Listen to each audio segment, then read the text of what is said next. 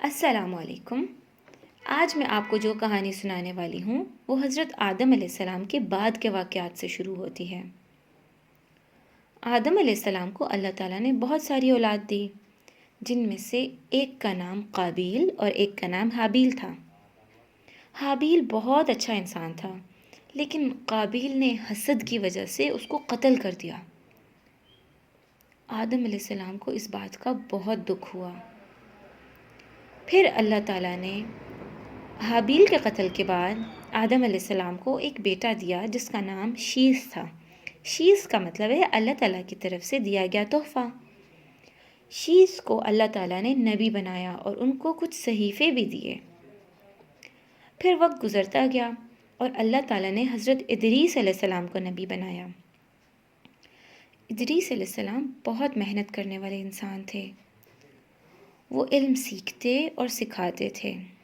وہ پہلے انسان تھے جنہوں نے قلم کے ذریعے لکھنا سیکھا اور پھر انہوں نے لوگوں کو بھی سکھایا، اور انہوں نے کپڑے سینے کا فن بھی ایجاد کیا، اور وہ فلکیات اور ریاضی میں بھی ماہر تھے۔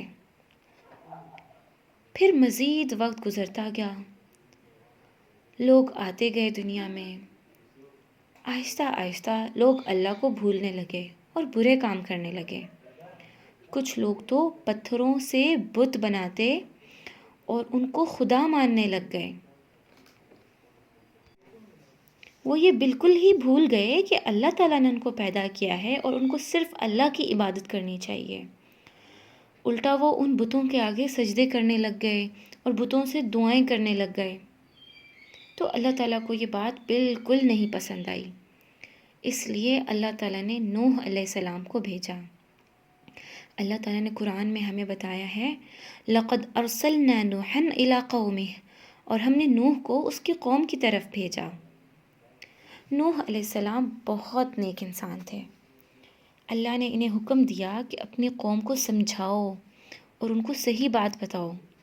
تو نوح علیہ السلام نے اپنی قوم سے کہا، فَقَالَ يَا قَوْمِ اعْبُدُوا اللَّهَ، نوح علیہ السلام نے کہا، اے میری قوم، اللہ کی عبادت کرو۔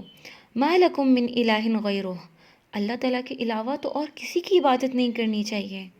إِنِّي أَخَافُ عَلَيْكُمْ عَذَابَ يَوْمٍ أَلِيمٍ، مجھے ڈر ہے کہ ایسے برے کاموں کی وجہ سے کسی دن اللہ کا سخت عذاب تم لوگوں پر نہ آ جائے۔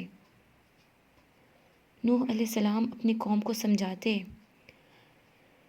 اے لوگو، اللہ تعالیٰ ہم سب کو رزق دیتا ہے، اللہ نے ہمیں پیدا کیا ہے۔ یہ پتھروں کے بت تو کچھ بھی نہیں کر سکتے۔ ہمیں صرف اللہ کی عبادت کرنی چاہیے۔ اللہ صرف ایک ہے۔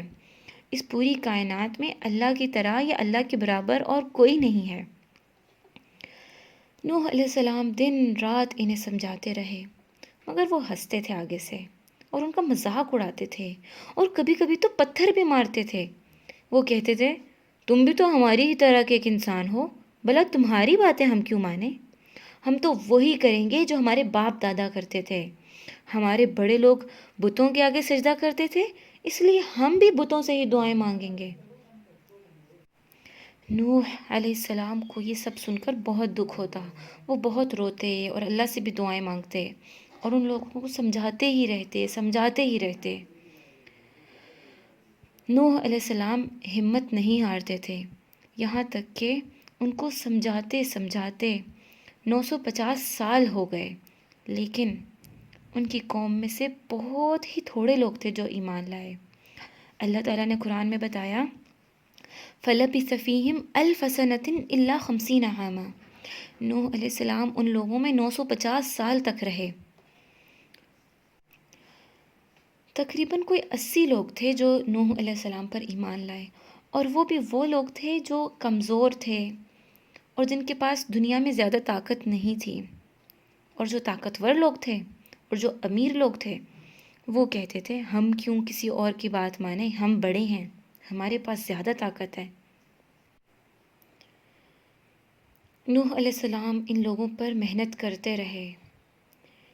آخر کار نوح علیہ السلام نے اللہ تعالیٰ سے دعا کی، اے اللہ، میری قوم میری بات نہیں مانتی، ان پر اپنا فیصلہ نازل فرما۔ یہ گمراہ لوگ تو اپنی اولاد کو بھی گمراہ کریں گے اور دنیا میں مزید لوگوں کا نقصان کریں گے۔ وقال رب لا تذر على الارض من الكافرين دیارا، اے میرے رب زمین پر کافروں میں سے کسی کو بھی زندہ نہ چھوڑ۔ اللہ تعالیٰ نے نوح علیہ السلام کی دعا سن لی، اور اللہ نے نوح علیہ السلام کو کہا وَاصْنَعِ الْفُلْكَ بِأَعْيُنِنَا وَوَحْيِنَا، اور اللہ تعالیٰ نے کہا کہ تم ایک بہت بڑی کشتی بناؤ اور ہم تمہیں اور تمہارے ماننے والوں کو اس میں محفوظ کریں گے۔ نوح علیہ السلام نے بہت محنت سے ایک بڑی سی کشتی بنائی۔ ان کے قوم ان کا مذاق اڑاتی تھی اور کہتی تھی یہ کشتی کیوں بنا رہے ہیں، یہاں تو دور دور تک پانی نہیں ہے، خشکی پر کشتی تو کوئی پاگل ہی بناتا ہے، یہ تو بالکل ہی بے وقوف انسان ہے۔ وہ نوح علیہ السلام کا مذاق اڑاتے رہتے کہ یہ کیا کر رہے ہیں، کشتی بنا رہے ہیں، لیکن نوح علیہ السلام نے ان کی باتوں کی پرواہ نہیں کی، اور جیسا ان کو اللہ تعالیٰ نے بتایا وہ کشتی بناتے رہے۔ پھر اللہ کا عذاب آ گیا، اور اللہ نے حکم دیا زمین کو فَفَجَّرْنَا الْأَرْضَ عُيُونًا، اللہ نے بتایا کہ ہم نے زمین سے چشمے بہا دیے، آسمان زور زور سے برسنے لگا، زمین سے بھی پانی نکلنے لگا۔ نوح علیہ السلام نے جلدی جلدی مسلمان لوگوں کو کہا کہ کشتی میں سوار ہو جاؤ اور ہر جانور کا ایک جوڑا بھی لے آؤ۔ نوح علیہ السلام نے اللہ کے حکم کے مطابق کشتی میں ہر قسم کے جانوروں کے جوڑے رکھ لیے، ہاتھی، شیر، بکریاں، پرندے اور دیگر جانور سب کشتی میں تھے، اور جو لوگ مسلمان ہوئے تھے وہ بھی کشتی میں سوار ہو گئے۔ آسمان سے اتنا زیادہ پانی برس رہا تھا کہ سیلاب آ گیا، ہر طرف پانی ہی پانی ہو گیا۔ نوح علیہ السلام نے اپنے بیٹے کو پکارا، اے میرے بیٹے آ جاؤ، کشتی میں سوار ہو جاؤ اور مسلمان ہو جاؤ، اللہ کے عذاب سے بچ جاؤ گے۔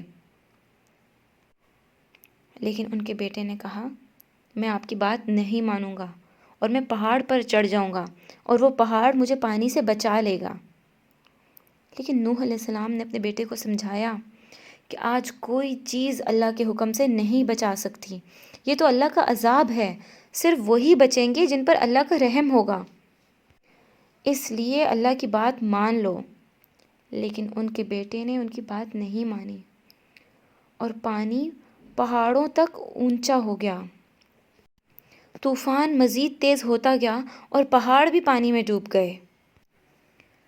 پھر کشتی کئی دنوں تک پانی میں تیرتی رہی،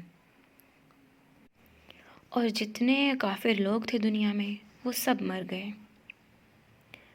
پھر اللہ نے حکم دیا یا ارض ابلعی، اے زمین اپنا پانی جذب کر لے، ویا سماء اقلعی، اور اے آسمان اپنا پانی روک لے، وغیض الماء وقضی الامر،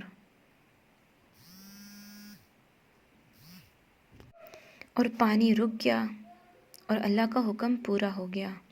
واستوت الفلک علی الجود، اور نوح علیہ السلام کی کشتی ایک پہاڑ پر جا کر رک گئی۔